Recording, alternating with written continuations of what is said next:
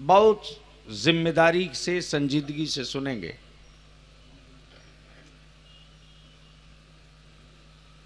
सन 1968 में, कब? 1968। अहले सुन्नत के दो शेरे बबर एक साथ खड़े हुए। एक का नाम मुजाहिद दौरा हजरत अल्लामा सैयद मुजफ्फर हुसैन कचौचवी अलैहि रहमत, सुभान अल्लाह। और दूसरे का नाम कायद अहले सुन्नत रईसुल कलम अरशदुल कादरी। सुभान अल्लाह, सुभान अल्लाह। इन दोनों के सामने मसले आए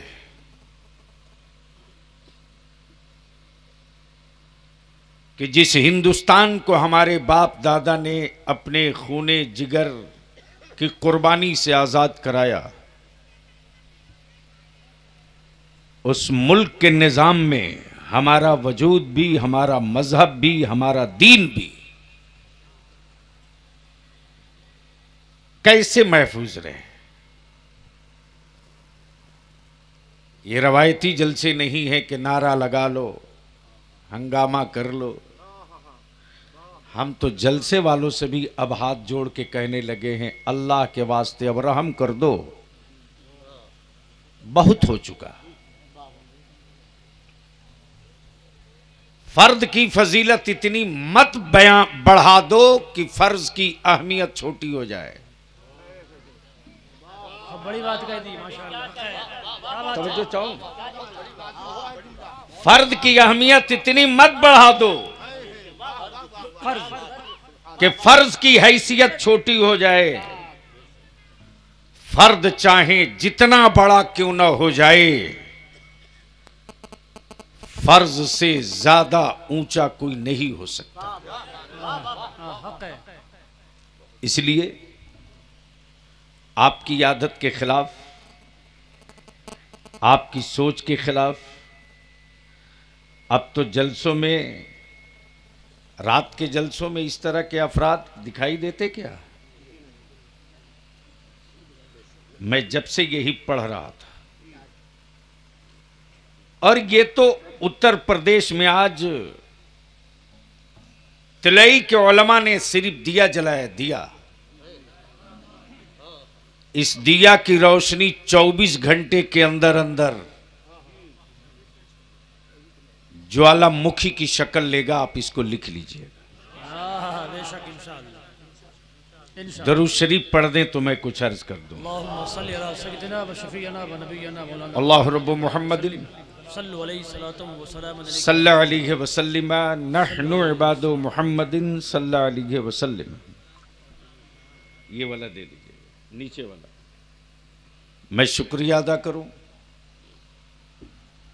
फाजिल गिरामी हजरत अल्लामा मौलाना मोहम्मद नासिर हुसैन साहब का। मैं मशकूर हूं हजरत अल्लामा मौलाना सैयद जमाल अशरफ साहब का।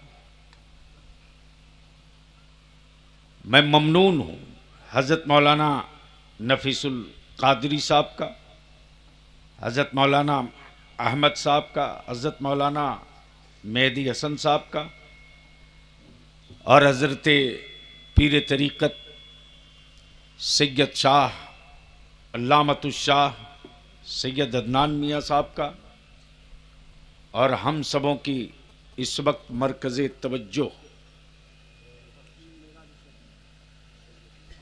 हजरत अल्लामा मौलाना सैयद मेराज अशरफ अशरफुल जिलानी सन 1968 में यह तहरीक शुरू हुई। कब? और ये 2024 है। कितना साल हो गया? 56 साल।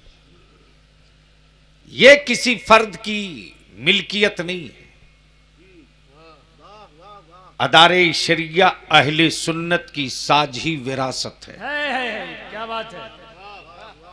और मैं अपने उलमा को से मैं अर्ज करूं कि क्या खूबसूरत नजारा था वो। कि 2 रोजा इजलास में 6 नशिस्तें हुई थी। एक की सदारत हुजूर सैयदुल उलमा करें, तो दूसरे की सदारत हुजूर सरकार कला करें, सुभान अल्लाह। और तीसरे की सदारत हुजूर मुफ्ती आजम हिंद करें। सुभान अल्लाह। इस तरह से हम तो अपने आलिमों से अब हाथ जोड़ के भीख मांग रहे हैं, अहले सुन्नत को टुकड़ों में मत बंटने दीजिए, मत बंटने दीजिए। अहले सुन्नत के अब टुकड़े मत कीजिए। ये चोट अब मेरे जवान नहीं बर्दाश्त कर सकेंगे, और कल महशर में कोई किसी भी सिलसिले का हो, हम अपने बुजुर्गों को मुंह नहीं दिखा सकेंगे। तब बलियाबी ने भी कमर कस लिया है कि शजरा और खानकाह के नाम पर तकसीम करने वाली सुन्नियत की दुकान में ताला बंद करके दम लूंगा।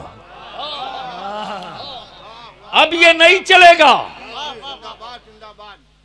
सिलसिला अनेक, मसलक एक, शजरा अनेक, अकीदा एक। हक है, क्या बात है। अकीदा एक। इसलिए यहां मैं अपने उन नौजवान उलमा को भी बता दूं कि इस वक्त हिंदुस्तान के 13 सूबों में अदारे शरिया का दारुल कज़ा और सूबाई दफ्तर है। सुभान अल्लाह। और ये कम बड़ी बात है कि यहां जो इदारे शरिया है, इस इदारे शरिया के कयाम के लिए 2 फकीर आए थे। एक का नाम हुजूर मुजाहिद मिल्लत था, सुभान अल्लाह। और दूसरे का नाम रईसुल कलम अल्लामा अरशदुल कादरी था, और निगरा की हैसियत से मुजाहिद दौरा अल्लामा सैयद मुजफ्फर मियां के चौचवी थे। हाँ, यूपी से बलियाबी को शिकवा था, अब भी है, रहेगा। हर दौर में आलिमों को तख्ते-ए-दार पे लटकना पड़ा है। मैं तो आपसे पूछता हूं साहब, बेटा दारू आपका पिए, आप चाय खाने में कहें नशाखोरी बढ़ रही, मौलाना लोग क्या कर रहे हैं। आपके बेटे आवारागर्दी करें, जवाब मस्जिद का इमाम दे। गांव में बच्चे जुआ खेल रहे हैं, मौलाना क्या करें। बेटा आप अपना बेचे 5 लाख रुपया और एक 4 चक्का पर, जवाब आलिम दे कि मौलाना क्या कर रहे हैं। मसाजिद का वजूद खतरे में पड़े, आप पार्टियों का झंडा लेके घूमे, जवाब आलिमों से मांगे मौलाना क्या कर रहे हैं। लेकिन अगर गलती से किसी आलिम ने जुमा के दिन वक्त और हालात हाजरा पर 2 जुमले बोल दिया,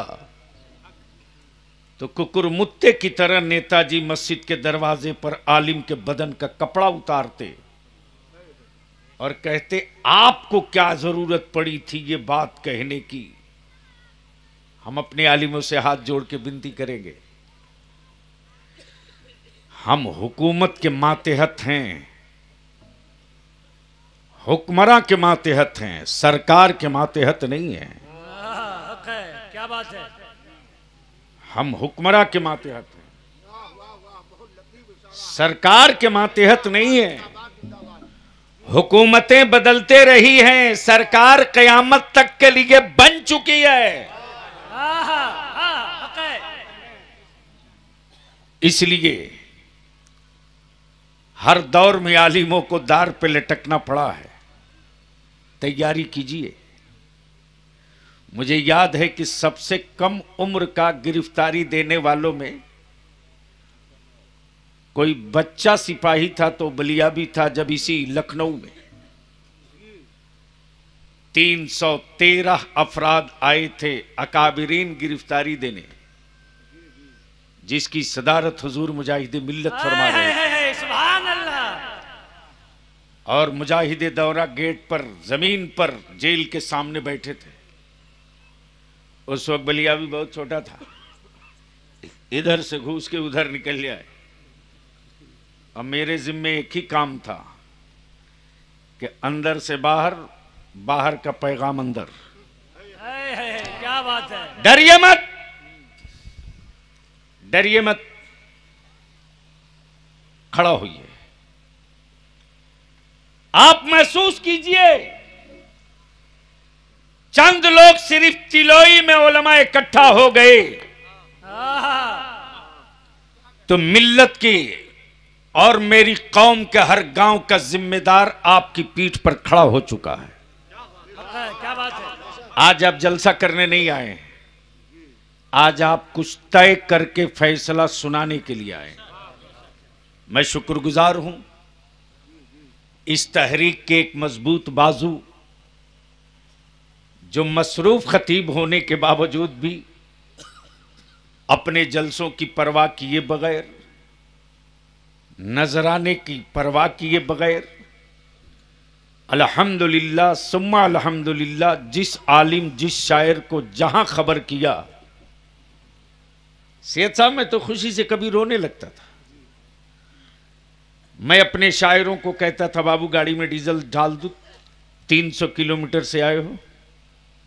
तो हमारे वो शोरा कहते थे, नहीं हजरत, कौम ने बहुत दिया है, बहुत दिया है, इसलिए डीजल का पैसा नहीं, बल्कि ये 12-14 गाड़ियां जो साथ चल रही हैं, ये 2000 रुपया मेरी तरफ से भी रखिए ताकि डीजल के काम आए। क्या बात है। आज अल्हम्दुलिल्लाह आपने दिया जला दिया है, ये बदलाव का दिया है, ये तब्दीली का दिया है, ये अहद का चिराग है, ये हिम्मत की रोशनी है, ये हौसलों का इजलास है। और आज की कोई नई बात नहीं, इसलिए कि इस्लाम डिजिटल मजहब नहीं है। उलमाए कराम की तवज्जो चाहूं, इस्लाम डिजिटल मजहब डिजिटल नहीं है कि इसको आप मोबाइल के सेट से हटा दीजिएगा उंगली के इशारे से। इस्लाम फिजिकल मजहब है। क्या बात है। क्या उम्दा नुक्ता है, माशाल्लाह। दिल लगा के बोल दीजिए तो बोल दूंगा, सुभान अल्लाह। मोहब्बत से बोल दीजिए। और याद रखना, डिजिटल से कुफ्र को डर नहीं लगता, फिजिकल से डर लगता है। हमने उनका डिजिटल देखा है और उन्होंने मेरा फिजिकल पढ़ा है। बद्र का भी फिजिकल पढ़ा है, ओहद का भी फिजिकल पढ़ा है, करबला का भी फिजिकल पढ़ा है, खैबर का भी फिजिकल पढ़ा है, फतेह मक्का का भी फिजिकल पढ़ा है, और भारत में अना सागर के कटोरे के साथ भी फिजिकल पढ़ा है। क्या बात है। वाह वाह, जिंदाबाद। क्या बात है। इसलिए अब इस डिजिटल क्रांति के बीच ईमान वालों को फिजिकल तारीख दोहरानी पड़ेगी, और उसके लिए मैं शुक्रगुजार हूं तिलोई के बड़े दिल वाले बाप का, जिस बाप ने बड़े फख्र के साथ अहद किया है कि मेरे दरवाजे से जानवर बिकेगा, मेरी औलाद नहीं बिकेगी। क्या बात है। वाह वाह।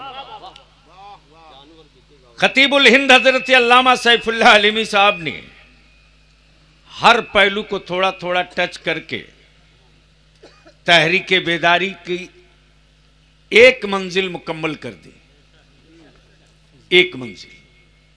अब इस तहरीक बेदारी का उन्वान क्या क्या है? तो पहला पहला इशू है तहफ़्फ़ुज़े नामूसे रिसालत। क्या बात है। अब मैं अहले स्टेज की तवज्जो वाह वाह जिंदाबाद। सैयद साहब किबला, बीमारियां रोज पैदा होंगी, जितनी बीमारियां पैदा होती ये भारत में उतनी दवा नहीं पैदा होती। पहले जिस्म को बीमारियां होती थी, अब तो पूरा वजूद ही बीमार पैदा हो रहा है। इसलिए तरह तरह की के पाले हुए लोग मेरे आका की इज्जत पे हाथ डालेंगे और हमारी एनर्जी, हमारी सोच को डाइल्यूट करेंगे। आखिर कितनों के पीछे आप जुलूस निकालोगे? कब तक एहतजाज होगा? कब तक एफआईआर लिखवाओगे? कब तक मेमोरेंडम दोगे? कब तक? हर 3 महीने के बाद कोई ना कोई थैले से बाहर निकलेगा। क्या बात है। आखिर इसका मुस्तकिल इलाज क्या है? क्या है? तो ऐसा नहीं है कि आलिम उतर जाए इलाज करने और बीमारी को जड़ से ना खत्म कर दे। इसका भी इलाज है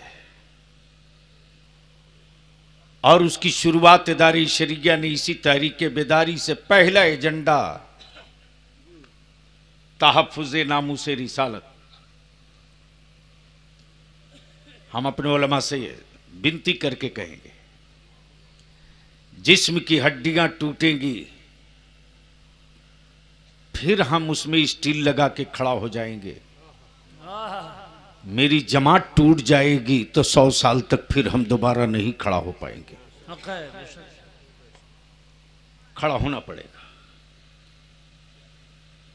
इसके लिए इदारे शरिया ने पहला इशू रखा, क्यों नहीं एक ऐसा कानून बन जाए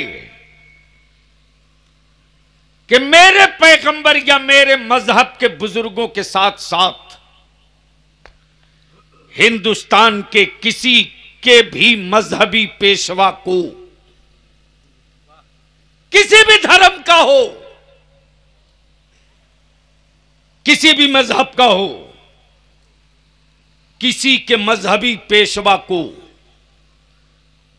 अगर कोई बुरा भला कहे, उसकी इज्जत पे हाथ डाले, तो क्यों नहीं एक ऐसा कानून बना दिया जाए कि अगर किसी के मजहबी पेशवा की इज्जत पे हाथ डालोगे तो देशद्रोह का मुकदमा तुझ पर दर्ज होगा और तुमको देशद्रोह के तहत सजा दी जाएगी। लड़ाई लंबी है, लड़ाई लंबी है। और अल्हम्दुलिल्लाह कल जब मैं बाई रोड पटना कुशीनगर के लिए आ रहा था तो पटना से खबर आई कि तकरीबन बिहार के 35 डिस्ट्रिक्ट में 30 जिला से 313 उलमाए अहले सुन्नत का दस्ता तैयार हो चुका है। तवज्जो चाहूं, 313 क्या बात। हमारे लोगों ने कहा कि क्यों नहीं हम बड़ा जुलूस निकाले। मैंने कहा नहीं, अगर बलियाबी के कांधे पर जिम्मेदारी दिए हो तो क्वेश्चन मत करो, क्वेश्चन मत करो। जो तय किया गया है उसको अमल में लाओ। लोगों ने कहा क्यों? मैंने कहा जब 313 में 70% उलमा अपने मजहबी लिबास के साथ सरों पर अमामा, बदन पे जुब्बा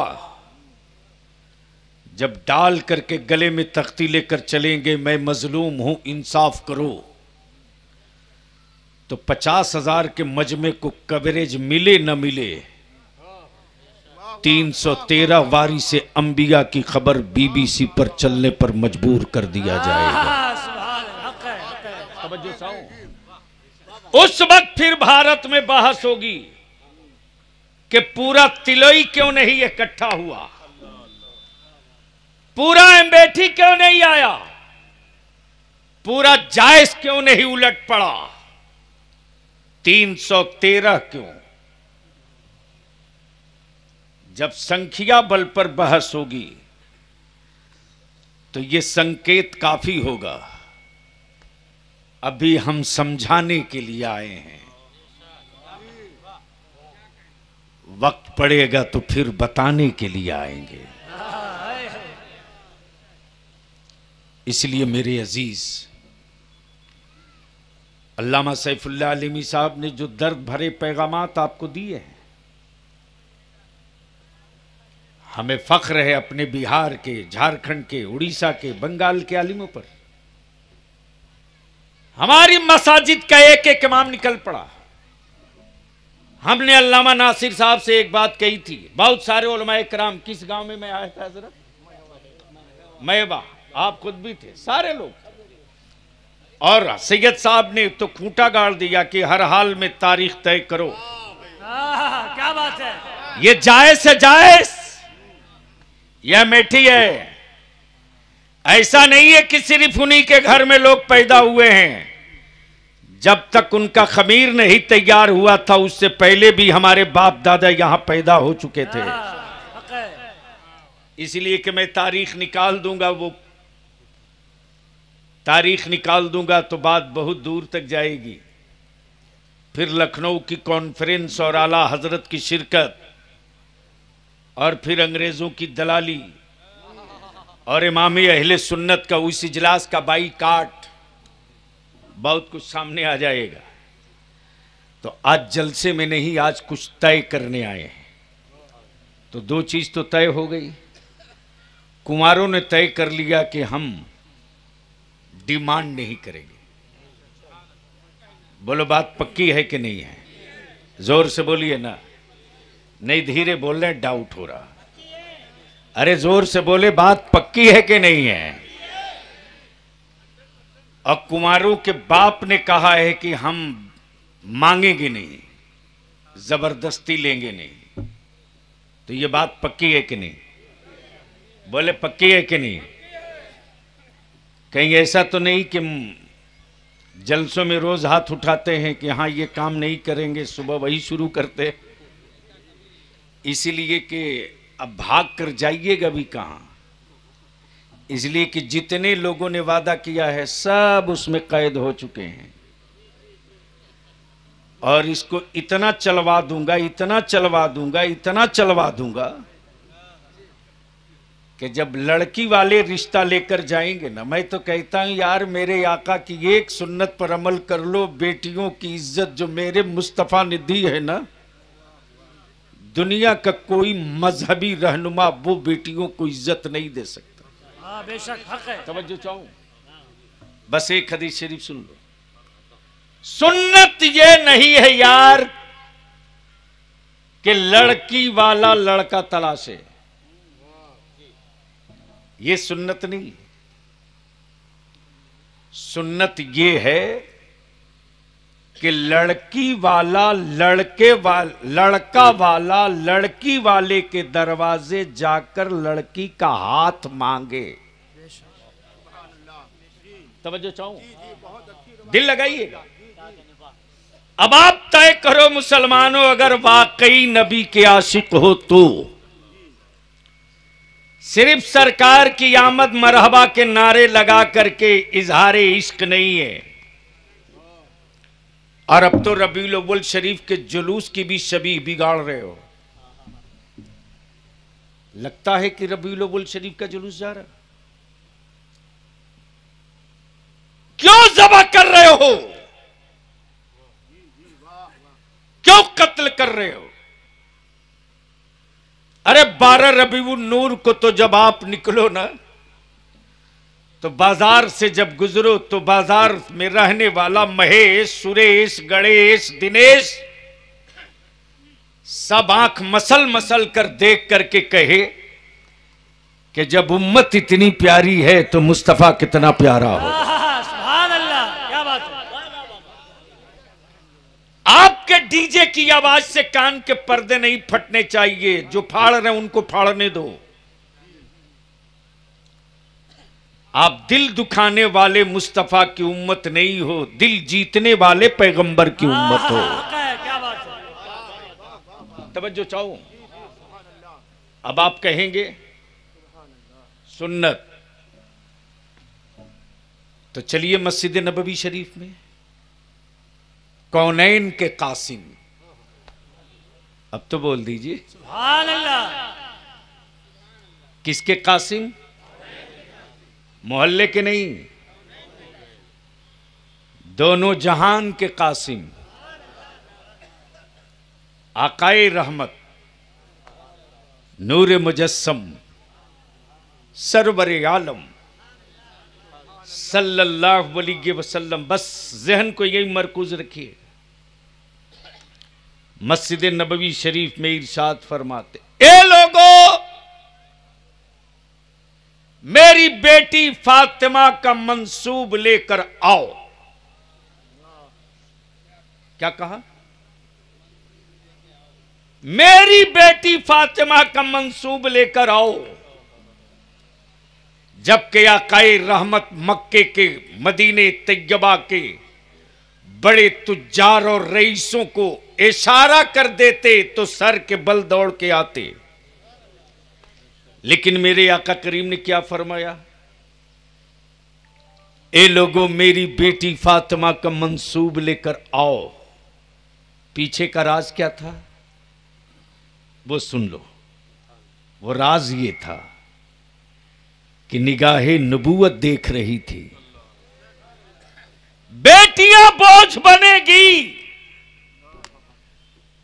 और हजारों साल पहले मेरे आका ने मस्जिद नबवी से इसका हल निकाल दिया। जब लड़के वाले लड़की वालों से हाथ मांगने जाएंगे तो बेटियां बोझ नहीं बनेगी, बेटियां ज़हमत नहीं बनेगी। बाप की गुर्बत बेटियों के सामने हायल नहीं होगी। मेरे अजीज, उसी मदीने तैयबा में बड़े बड़े अमीरों के, रईसों के बेटे तड़प रहे। काश आकाए रहमत कबूल फरमा लेते, मुझ गुलाम को कबूल फरमा ले। लेकिन उसी मस्जिद नबवी शरीफ के कोने में फातिह खैबर, फातिह खैबर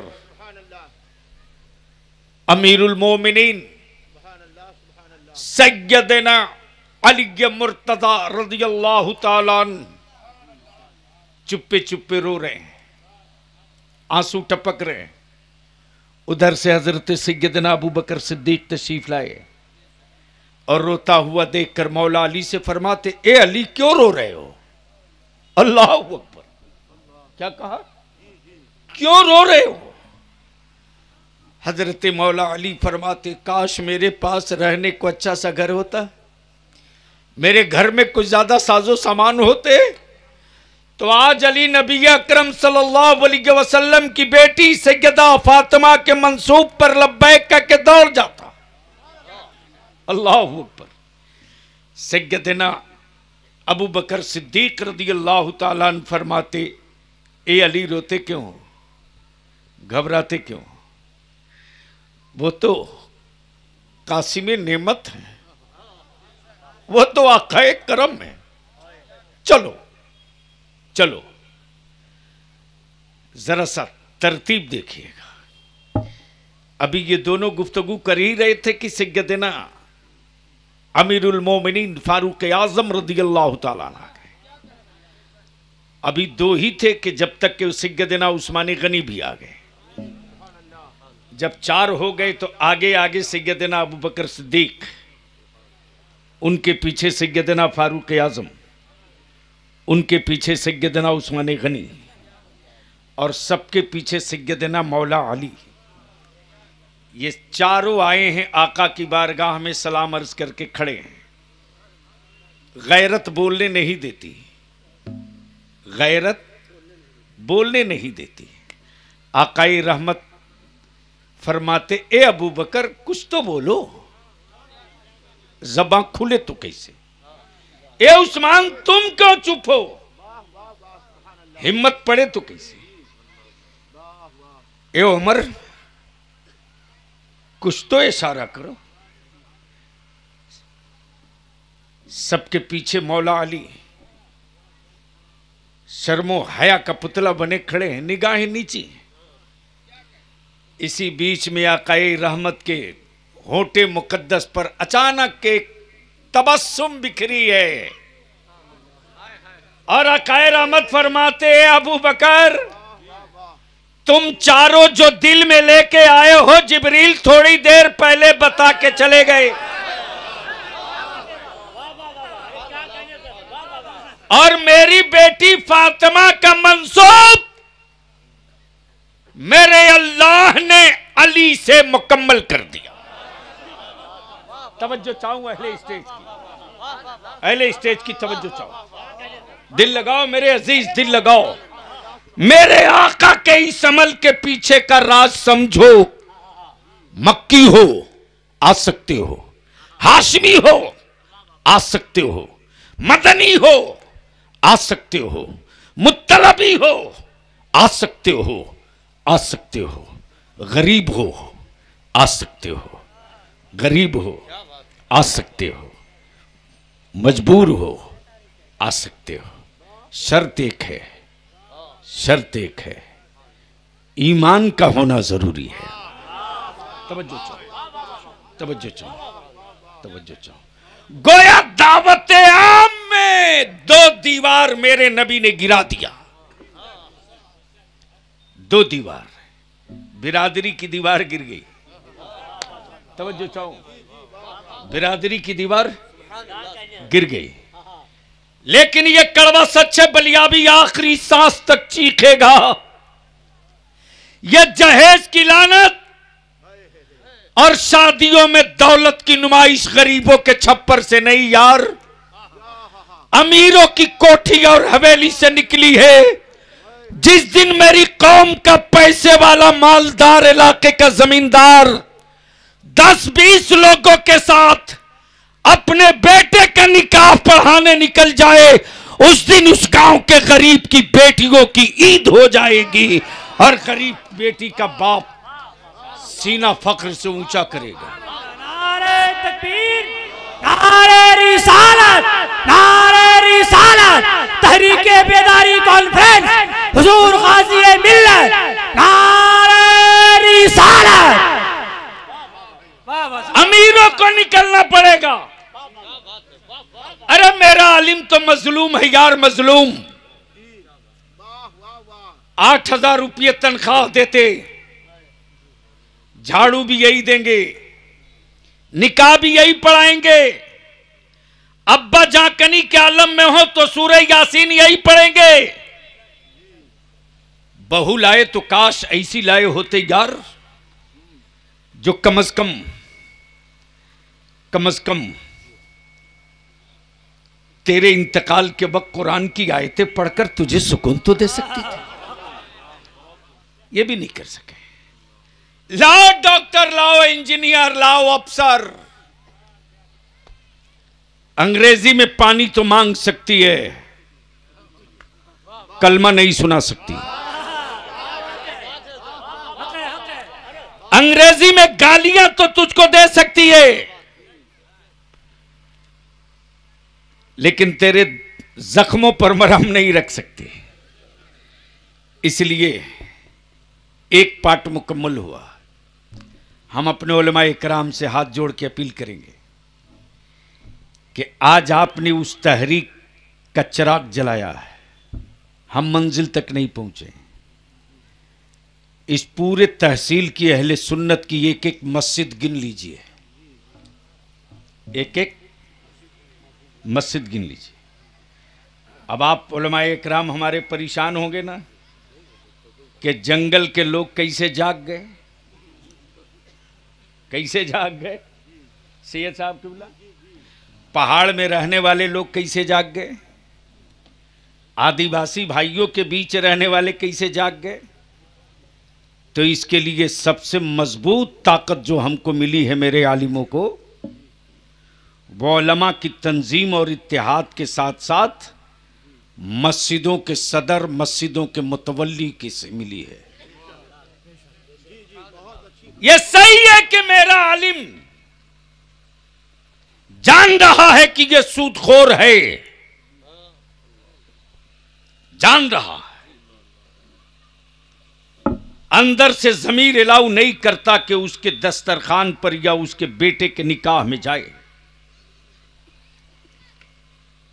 वो जानता है कि ये डीजे आर्केस्ट्रा लेकर आया है, इसके निकाह नहीं पड़ेंगे। लेकिन मस्जिद में 100 बोरी सीमेंट देने वाला उसी गांव का उसी लड़की का बाप तुरंत पहुंच जाता है मस्जिद के मुतवल्ली और सिगरेटी के पास, बोलता है कैसा मौलाना रखा यार, बदल दे इसको। बोले बात सही है कि गलत? अरे जोर से बोलिए, अब पोल खुल रहा है तो शर्माइए मत, बोलिए। आज कुछ तय करके उठना है। हमको कामयाबी कैसे मिली? आज कौन सा दिन है? आज बुध, कल जुमेरात, परसों तो जुमा के दिन जितने गांव के सदर, सिगरेटी और मस्जिद के मुतवल्ली आए हैं ना, 2 मिनट के लिए जुमा के दिन माइक पर आप खड़ा हो जाइएगा। अगर आप बोल नहीं सकते हो तो इमाम साहब से लिखवा लीजिएगा, लिखवा लीजिए। और डरिएगा मत सदर साहब, मुतवल्ली साहब, डरिएगा मत। अरे आज मुट्ठी भर होने के बाद, चुप रहने के बाद, जख्म सहने के बाद भी आप इतने मुस्तहकम और वजनी हो यार कि आपको देख करके दुनिया को डराया जा रहा है। क्या बात है?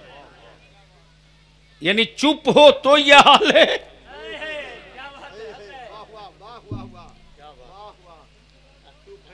चुप हो तो यह हाल है।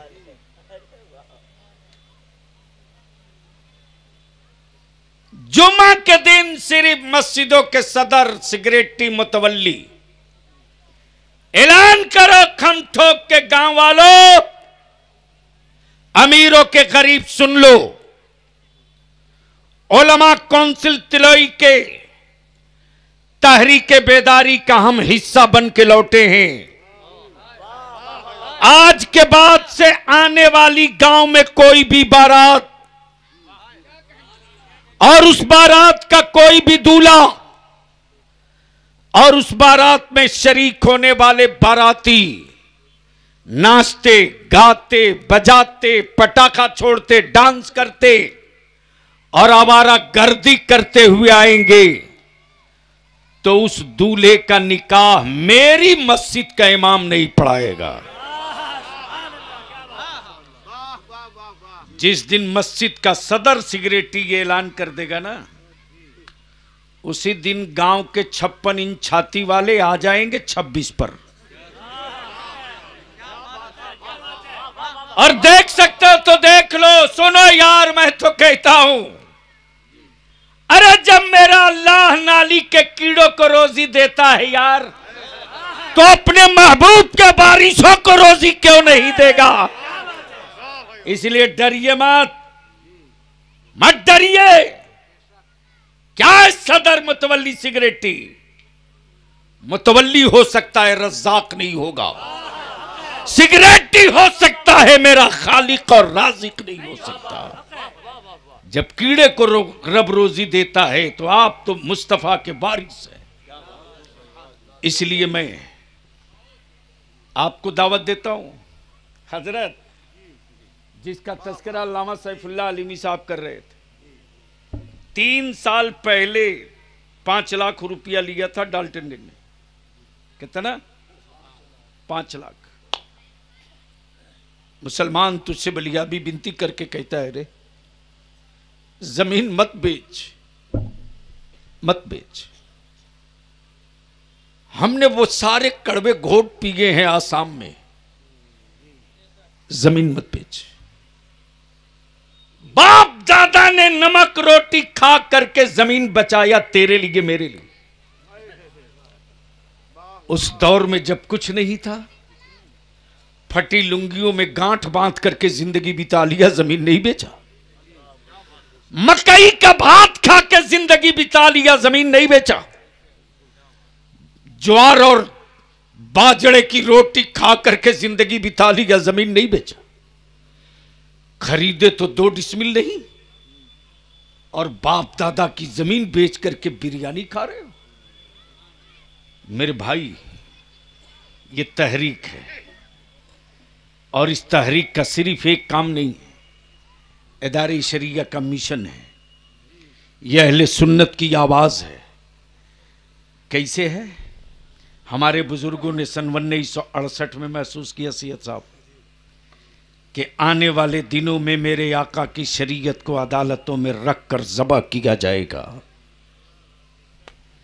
पूरे हिंदुस्तान में अहले सुन्नत का दारुल क़ज़ा तन्हा रजिस्टर्ड दारुल क़ज़ा पूरे मुल्क में अहले सुन्नत का सिर्फ एक है, वह इदारे शरिया का। अल्हम्दुलिल्लाह हमारे मुफ्तियान इकराम फैसला करते हैं साहब।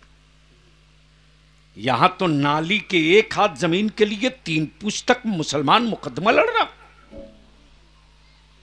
वो कौन सा मसला है जिसका हल मेरे मुस्तफा ने नहीं दिया है? वो कौन सा मसला है? आज भी चले जाओ कोर्ट में, बेटियों के नाम पर गला फाड़ने वालों, अरे यार तुमने तो 2005 में बेटियों को हिस्सा दिया है, मेरे पैगंबर ने तो 1400 बरस पहले बेटियों को हिस्सा दे दिया। कमाल है। यानी 1000 साल तक हक मारते रहे, तब बेटी याद नहीं आई। अब आई है, अब आई है। तो हम आपसे एक ही बात पूछेंगे कि बदलाव होना चाहिए कि नहीं होना चाहिए? जोर से बोले, होना चाहिए कि नहीं? जोर से बोले, होना चाहिए कि नहीं? गांव बध जाएगा तो मिल्लत बध जाएगी, और आलिम बध जाएगा तो जमात बध जाएगी। उलमा बध के तैयार हो गए हैं, अवाम बधने के लिए तैयार हो जाए। तो हमें मालूम है यार, हमारी हैसियत एक छेनी की है। छेनी की, किसकी?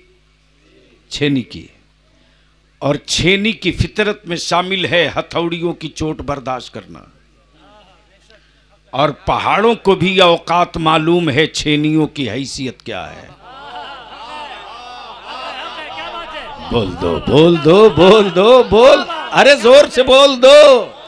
अब अहले स्टेज की तवज्जो चाहूं, सैयद साहब दुआओं के साथ तवज्जो चाहूं, दुआओं के साथ बदिल लगा लीजिए। कई घंटे की तकरीर सिर्फ 2 जुमले में है। जुमले से काम नहीं चलता है। एक जुमले में 1 जिल्द हो तो बात बनेगी। जो पत्थर छेनियों की चोट न बर्दाश्त कर सके, वो पत्थर कभी मस्जिद का मेहराब नहीं बन सकता। जो पत्थर छेनियों की चोट न बर्दाश्त कर सके, वो कभी मस्जिद का मेहराब नहीं बन सकता। जो खेत हल के जख्म को बर्दाश्त न कर सके, वो कभी हरियाली नहीं दे सकता। और जो औरत विलादत के दर्द से डर जाए, वो कभी मां नहीं बन सकती है। वो कभी मां नहीं बन सकती। इसलिए मांओं को विलादत के दर्द को सीने से निकालना होगा, और पत्थरों को छेनियों का चोट बर्दाश्त करने का जिगर पैदा करना होगा। फिर देखो क्या कमाल होता है इस मुल्क में। उसको कोई नेताजी समझा लेंगे यार जिसने न जाना हो। बस इतनी बात याद रखो, औलादें मेरी घायल हुई हैं, दवा हमको बनानी पड़ेगी। बीमारी तो सब बताते हैं, दवा कोई नहीं देता। तो अब जब उलमाए इकराम ने बीमारी पकड़ लिया है तो आज से दवा भी शुरू कर दी गई है। इसलिए निकाह सस्ता कीजिए, सस्ता कीजिए। क्या खूबसूरत सीन होता था साहब। बाराती आए तो पहले शरबत पिलाए। बोलो सही है कि गलत? अब तो हरामखोर आते बोलते ठंडा लाओ ठंडा। पीता है थम्स अप पेप्सी, मदद करता है इसराइल को। बंद करो। अरे तू पेप्सी और थम्स अप नहीं पी रहा तो बैतुल मुकद्दस की आजादी की जंग लड़ने वाले शहीदों का खून पी रहा। खून बंद करो, इसको बंद करो। कल के गांव के गुड़ के शरबत में वो तासीर थी ना, वो तासीर थी साहब। क्या हो गया हमारे लोगों को? कहां चले गए वो लोग जिनकी एक नजर उठ जाती थी? एक नजर गांव में एक बूढ़ा उठा दे, मजाल है किसी जवान की औकात है जो चरपाई पे बैठे रह जाए। कहां चले गए हमारे बच्चे? क्या हो गया मेरी नस्लों को? किसकी नजर लग गई? किसकी नजर लग गई? हर गांव में एक गार्जियन होता था। अब तो बाप भी अपने बेटे का गार्जियन बनने को तैयार नहीं है। उसको भी मालूम है कि ये क्या करेगा। और मैं अपनी सियानी और बच्चियों से कहूंगा, सिर्फ तुम ही नहीं हो, तुम्हारी और हमारी आइडियल मेरे गांव में, मेरे घर में, मेरी दादी, मेरी परदादी आज भी गांव में है। चेहरे पर झुर्रियां पड़ गई है परदादी को। मजाल है कोई मेरी उस बूढ़ी दादी का चेहरा कोई देख ले। मजाल है, नहीं देख सकते। इसलिए जो लोग पीछे हैं और जो लोग उधर हैं, चूंकि अब हम लोग 2 बज गया है, बस 1 मिनट के बाद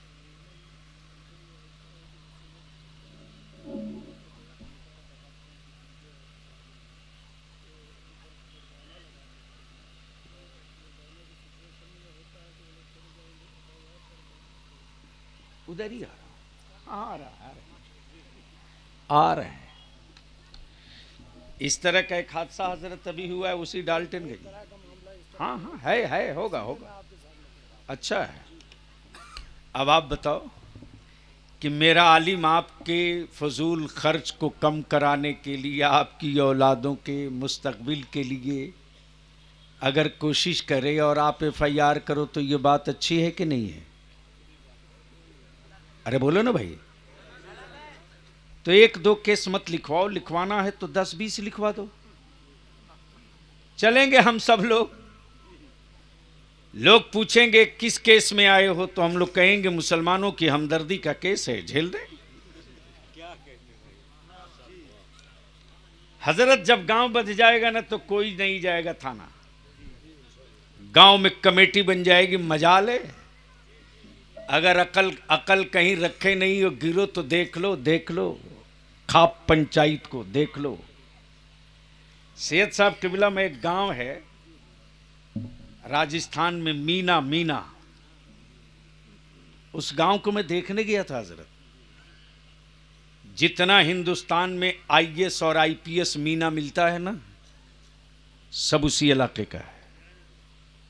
मीना ये बिरादरी है, ये बिरादरी है, मीना बिरादरी है, जो हमारे दलित भाइयों की फहरिस्त में रिजर्वेशन का फायदा उनको मिला है। दलित है मीना। राजस्थान में जालौर के अगल बगल में। हजरत मैं उस गांव को देखने गया था। पटना में, बिहार में, झारखंड में तकरीबन 10 IAS मिले। मीना मीना मीना मेरे दिमाग में बत्ती जलने लगी कि आखिर ये मीना है क्या। तो मैंने पूछा कि भाई साहब, ये तो मुझको मालूम है कि मीना दलित भाई के श्रेणी में आता है, भले ये हमारी एक ज़ात है और हमारी आबादी राजस्थान में है, जालौर के आसपास। मैं चल दिया हजरत सैयद साहब क़िबला उस गांव को देखने। शाम को पहुंचा, इत्तेफाक से MP था, सिपाही लोग साथ साथ थे। मैंने कहा यार तू लो मेरा पीछा छोड़, हम किसी भी दुकान में ढुकेंगे। सर्दी का मौसम था, शेरवानी पहने हुए थे। एक दुकान में पहुंचा जहां ये राजस्थानी जूती और चप्पल वगैरह बनती है। एक बड़े साहब ने मेरी तरफ देखा तो देखकर बड़े प्यार से मुहज्जब अंदाज में पूछते, जनाब आपकी मैं क्या खिदमत कर सकता हूं? क्या कहा? जनाब मैं आपकी क्या खिदमत कर सकता हूं? मैंने कहा मैंने बहुत नाम सुना था आपके शहर का, सोचा मैं आया हूं बिहार से, 1-2 जूती खरीद लूं। बरजस्ता उन्होंने कहा आप तशरीफ रखें, मैं दलित हूं, पानी पीना पसंद करेंगे? क्या कहा? मैं दलित हूं, पानी पीना पसंद करेंगे? मैंने जवाब दिया कि मैं मुसलमान हूं, मेरे यहाँ कोई अफजल आला दलित पिछड़ा अति पिछड़ा नहीं है। हमारे यहाँ का हाल ये है कि मेरे नबी ने नफरत नहीं सिखाया है, मोहब्बत सिखाया है। हम नफरत को नफरत से नहीं मारते, हम नफरत को मोहब्बत से मारते हैं। हम गंदगी को गंदगी से नहीं धोते, हम नापाकी को पानी से साफ किया करते हैं। उन्होंने 2-4 जूती दिखाई, मैं तो असल नतीजे पर जाने को परेशान था। मैंने कहा जनाब मार्केट में सिर्फ बूढ़े लोग दिखाई देते, सुनिएगा गौर से। उसने जवाब दिया हाँ जी, मेरे गांव में, मेरे बाजार की जितना छोरा छोरी ये सब पढ़ते। क्या करते? पढ़ते। और जितने लोग रिटायर हो गए ना, मैं IG हूं, बोला मैं IG हूं। जैसे लगे दिमाग पर हथौड़ा गिर रहा। IG और जूती बनवा रहा, खुद बना रहा। एक भी न जवान बच्चा न जवान बच्ची। मैंने कहा आपके शहर में, आपके कस्बे में सबसे गरीब कौन घर होगा? मैं सोचा जरा उस घर भी चलूं। जवाब सुनो मुसलमानों, सर पीटो अपना। जवाब सुनो और खूब महंगी शादियां करो, चीखो चिल्लाओ। बीमारियां लोग बताएंगे, इलाज नहीं करेंगे। इलाज करने के लिए दवा खुद तैयार करनी होगी। जैसे ही मैंने कहा आपके कस्बे का सबसे गरीब घर कौन सा है, सैयद साहब उसने जवाब दिया कि जो सबसे गरीब है ना, उसका बेटा DSP है। क्या है? क्या है? DSP सबसे गरीब है। मैंने कहा आपके कस्बे में IAS कितने होंगे? बोला 100 से ऊपर। IPS बोला उसकी कोई गिनती नहीं। मैंने कहा दरोगा? बोला जैसे मार्केट में लोग घूम रहे हैं वैसे मेरे गांव में दरोगा शाम को घूमते, ऑल ओवर इंडिया। अब मैं इसके जड़ के नीचे जाना चाहा कि आखिर ये पावर आया कहां से, आया कहां से। तो पता ये चला कि उनके गांव की, उनके समाज की एक चटाई है, और जो चटाई फैसला कर देगी उस फैसले को कोई अदालत नहीं लेकर जा सकता। तो जब दलित भाई अपनी चटाई बना ले तो उसका कोई बेटा जाहिल न रहने पावे, मुसलमान, जिस दिन तू सुन्नी अपनी चटाई बना लेगा उस दिन तेरे बेटों के हाथ में सिर्फ कलम का पावर होगा, कलम का पावर होगा, शिकवे का कटोरा नहीं होगा। तो एफआईआर तो अब आप लोग कराइएगा, कराइए। अब हम भी यूपी में भीड़ गए हैं। हाँ, हजरत बाज़ाब्ता प्रेस कॉन्फ्रेंस करेंगे। फला गांव के फला साहब ने मेरे फला आलिम के खिलाफ एफआईआर लिखवाई है। जुर्म यह है कि वो नाचते नचाते बारात लेकर आए थे। शरीफों का खानदान था, पैसे की धूम थी, दौलत के नशे में थे, आलिम शरीयत के नशे में था। न उनकी दौलत का नशा उतरा, न इनकी शरीयत का नशा कम हुआ। इन्होंने शरीयत के पासदारी की, निकाह नहीं पढ़ाया। उन्होंने दौलत के नशे में आलिम के खिलाफ मुकदमा लिखवा दिया। हम बेल लेने आए हैं। एक खबर छपेगी ना तो दोबारा उस खानदान तो दूर की बात, खोज कर रिश्तेदारों तक कोई अपनी बच्चा और बच्ची का रिश्ता नहीं करेगा।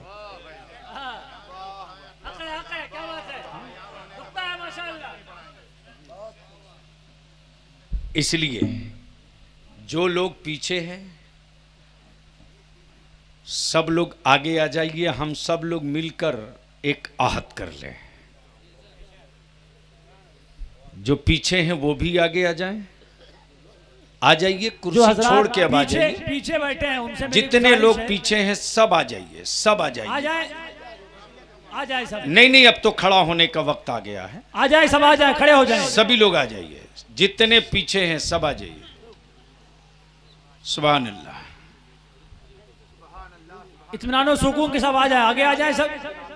और जो लोग पीछे से मुड़कर जाएं उनका भी नाम पता याद रखिएगा, रजिस्टर में लिखवा दीजिएगा कि ये वही हैं जब चढ़ा था मामला लेथ मशीन पर तो छोड़कर भागे थे। सामने तक आ जाइए, जगह आगे तक बहुत है। आ जाइए, आ जाइए, कोई पीछे न रहे। हम सब लोग खड़े होंगे, सब एक दूसरे का हाथ पकड़ेंगे। सब लोग खड़ा होकर के एक दूसरे का हाथ थाम कर नहीं, एक दूसरे को गवाह बनाकर। हाँ, बेशक। आ जाए भाई, आ जाए। बस जल्दी जल्दी बढ़ जाइए, आ जाइए, आगे आ जाइए। पीछे खड़े आगे आ जाइए। अरे आगे आ जाइए, बड़े लोग आगे आइए, स्टेज के करीब आइए। डरिए मत, आपसे पैसा नहीं मांगा जाएगा। हाँ, अब जो लोग सामने बैठेंगे भी खड़े हो जाएं। हम अपने उलमा से अपील करेंगे, आप भी खड़े हो जाइए। सुभान अल्लाह। और सब एक दूसरे का हाथ पकड़ लीजिए। हाँ, हम सब लोग। अरे सैयद का हाथ क्या, सैयद का जब सब पकड़ लिया है, दामन भी हाथ भी, तो कोई यहाँ के लिए थोड़े पकड़ा, वहां तक के लिए भी पकड़ा है। सब एक दूसरे का हाथ पकड़िए। हजरत बुलंद कर दीजिए, उठा दीजिए। हाँ, बस ऐसे पकड़ो जैसे मैं पकड़ा हूं। हाँ, इसी में मिला दीजिए।